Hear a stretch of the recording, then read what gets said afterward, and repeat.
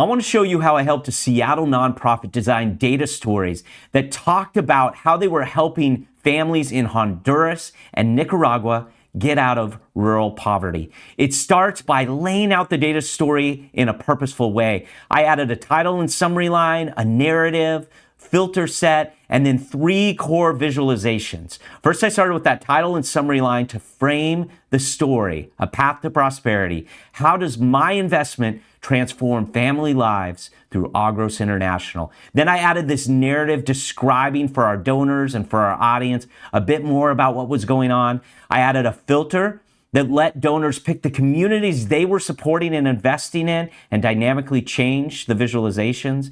And then the 3 core visualizations. I started with this scatter plot that lays out all our villages and shows how they're performing based on our 4-tiered prosperity index. Then another visual that has real photos of people in the villages, as well as a shape of their country and how many families are in each village. All of this dynamically changes in the story. And then finally, breaking down how they're doing in all the individual prosperity metrics that we measure in the villages. And from here, we empowered all of our audience and our donors to interact and look at how all their different families were doing and what else they needed to do to support them, to help them overcome poverty and create sustainable legacy for their families. This is how you tell stories with data.